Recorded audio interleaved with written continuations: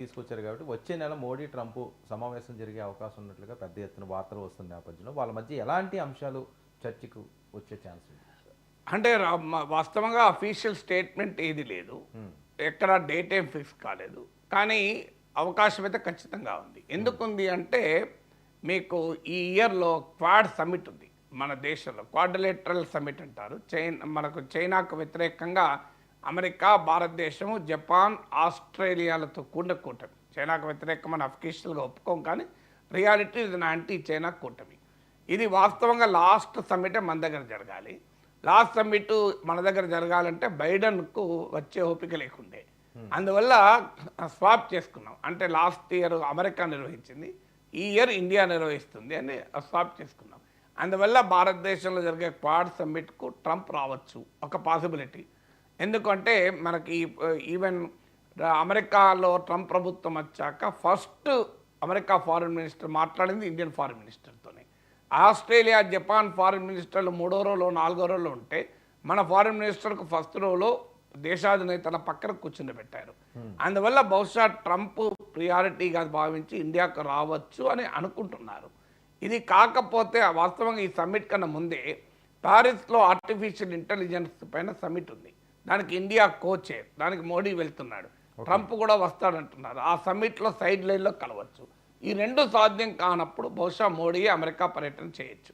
ఎందుకంటే మీకు 2017లో కూడా 2017 జనవరి 20కు ట్రంప్ మొదటిసారి ప్రెసిడెంట్ అయితే జూన్లోనే మన ప్రైమ్ మినిస్టర్ వైట్ హౌస్కి వెళ్ళారు, వాషింగ్టన్ వెళ్ళారు. అందువల్ల మోడీ ట్రంప్ల మధ్య ఉన్న పర్సనల్ కెమిస్ట్రీ రీత్యా కావచ్చు, ఇండియాకున్న వ్యూహాత్మక పాత్ర రీత్యా కావచ్చు, బహుశా ఎర్లీ సమ్మిట్ జరగచ్చు. ఇక సమ్మిట్ జరిగినప్పుడు ఏమవుతుంది ముఖ్యంగా అంటే అమెరికా ఎజెండాలో హైయెస్ట్ ఇమ్మిగ్రేషన్ ఉంటుంది. అయితే మనకు ఇల్లీగల్ ఇమ్మిగ్రెంట్స్ అనేది అమెరికా ప్రధానంగా టార్గెట్ చేస్తుంది. కానీ ఇల్లీగల్ ఇమ్మిగ్రెంట్స్ మనకు ఇబ్బంది ఏం లేదు, వీఆర్ రెడీ. ఫారిన్ మినిస్టర్ చెప్పేశారు కూడా, అక్రమంగా వలస వచ్చిన వాళ్ళు భారతీయులు ఎవరైనా ఉంటే మేము రిటర్న్ తీసుకుంటాం, మాకేం అభ్యంతరం లేదని. అలా 18,000 మంది పేర్లు కూడా ఐడెంటిఫై చేశారు, వాళ్ళు రిటర్న్ మొత్తం తీసుకుంటాం. కానీ మనకు కన్సర్న్స్ ఉన్నాయి, వీసాలు సరిగా ఇవ్వడం లేదు, వీసాలకు చాలా లేట్ అవుతుంది. ఇప్పుడు బర్త్ రైట్ సిటిజన్షిప్ అంటే పుట్టుకతోనే పౌరసత్వం అనే దాన్ని మార్చాడు ట్రంప్. ఫలితంగా ఈవెన్ H1B వీసా మీద ఉన్న వాళ్ళకు కూడా ఎఫెక్ట్ అవుతున్నారు. మొదట్లో H1B వీసా మీద ఉన్న వాళ్ళు ఎఫెక్ట్ కామనుకున్నాం, ఎందుకంటే అన్డాక్యుమెంటెడ్ పేరెంట్స్ అని అన్నారు. కానీ ఇవాళ వైట్ హౌస్ వెబ్సైట్లో ఆర్డర్ చూస్తే క్లియర్గా పర్మనెంట్ రెసిడెంట్ మినహా, లాఫుల్ పర్మనెంట్ రెసిడెంట్ మినహా వర్క్ వీసా మీద వచ్చిన వాళ్ళు కూడా ఎఫెక్ట్ అవుతారని ఉంది. అంటే H1B వీసాలో ఉన్న వాళ్ళకు కూడా వాళ్ళ పిల్లలకు సిటిజన్షిప్ రాదు. సో ఇలాంటి కన్సర్న్స్ ఉన్నాయి కనుక అవి భారత అమెరికా అయితే ఒక చర్చ రావచ్చు, మన దేశస్తులపై అమెరికాలో పౌరసత్వం తీసుకుంటామంటే మనం ఎందుకు వాళ్ళ గురించి ప్రయత్నించాలని ఎవరైనా అనొచ్చు. కానీ గవర్నమెంట్ రిలేషన్స్లో అలా ఉండవు. సో అందువల్ల ఇది మీకు అందువల్ల ఈ ఇమ్మిగ్రెంట్స్ విషయంలో మనకోమో వీసాల issue, అమెరికాకోమో illegal migration issue.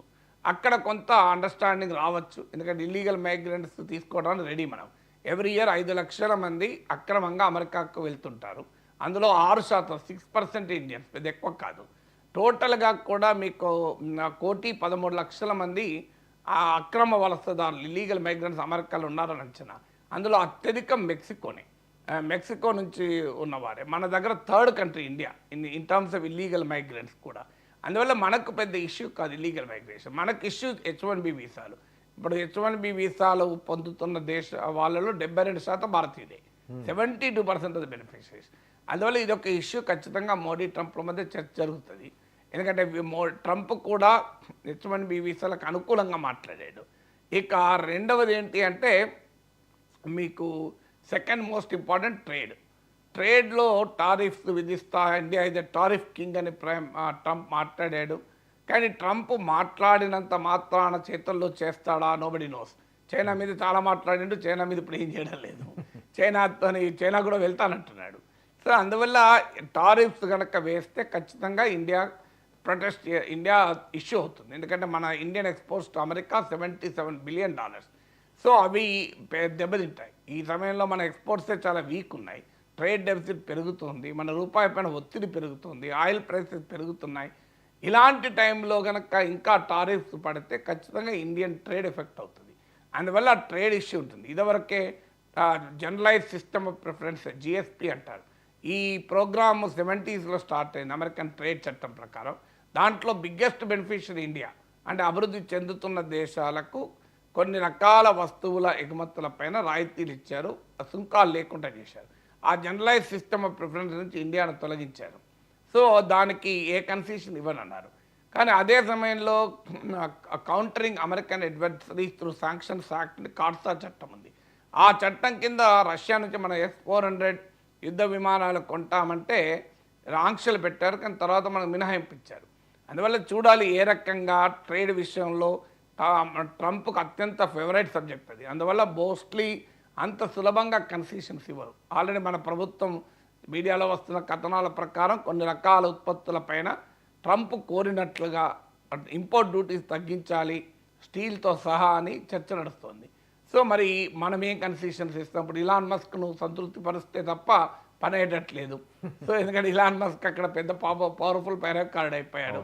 So అందువల్ల ఇలాన్ మస్క్ సంతృప్తి పరచాలంటే ఎలక్ట్రిక్ వెహికల్స్లో కన్సెషన్లు ఇవ్వాలంటే టెస్లా కన్సెషన్లు ఇవ్వాలి.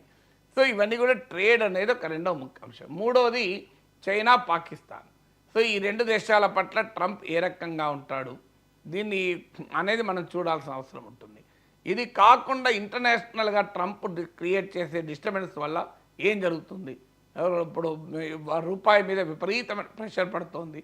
డీడాలరైజేషన్ చేస్తే మీ మీద టారిఫ్లు విధిస్తాను ట్రంప్ బెదిరించాడు. అంటే డాలర్ కాక ఇతర కరెన్సీలో మీరు ట్రేడ్ చేయాలని ప్రయత్నిస్తే మీ అంతు చూస్తా అని చెప్పాడు. సో కానీ భారతదేశంతో సహా అనేక దేశాలు డాలర్ ఆధిపత్యం నుంచి ఎట్లా బయటపడాలని చూస్తున్నాయి. సో అందువల్ల డీడాలరైజేషన్ ఇప్పటికిప్పుడు ఎజెండాలో లేకపోయినా డాలర్కు ఆల్టర్నేటివ్ కరెన్సీ గురించి ఇండియా ప్రయత్నిస్తుంది. ఎట్టి పరిస్థితుల్లో డాలర్ హెజమనీ కొరకు ట్రంప్ ప్రయత్నిస్తాడు. సో అక్కడ ఏ రకంగా మన ఇండియా అమెరికా రిలేషన్స్ ఉంటాయి. ఇప్పుడు ఆల్రెడీ బ్రిక్స్ని హెచ్చరించాడు మీ మీద టారిఫ్ విధిస్తాను. అప్పుడు మనకి ఏంటి రెండు ఆప్షన్స్ ఉంటాయి. ఒకటి ట్రంప్ ప్రభుత్వం నుంచి కన్సెషన్స్ పొందే ఆప్షను. ట్రంప్ కూడా కొంత మన అవసరాన్ని గుర్తించి కన్సెషన్స్ ఇవ్వచ్చు. అలా కానప్పుడు ఏంటి అంటే మనం ఆల్టర్నేటివ్ వెతుక్కోవడం. అందుకే మీరు గమనించండి, ఫారిన్ మినిస్టర్ జయశంకర్ వెంటనే చైనా వెళ్తున్నాడు మీకు. సో చైనాకు ముందుగా వెళ్తున్నాడు. చైనాతో గల్వాన్ సరిహద్దు మీద కూడా ఒప్పందం చేసుకున్నారు. అంటే మన ఆప్షన్ రెడీ పెట్టుకున్నాం. అమెరికా కనుక కన్సెషన్స్ ఇవ్వకపోతే ఇండియా చైనా కలిసి అమెరికాకు పోటీగా వ్యవహరిస్తాం. ఇప్పుడు అందుకే చైనాతో ట్రేడ్ ఉండే ఇష్యూస్ కూడా సార్ట్అవుట్ చేసుకుంటున్నారు. అలాగే బ్రిక్స్లో నైజీరియా చేరింది, అదొక మరో మేజర్ ఎకానమీ ఆఫ్రికాలో.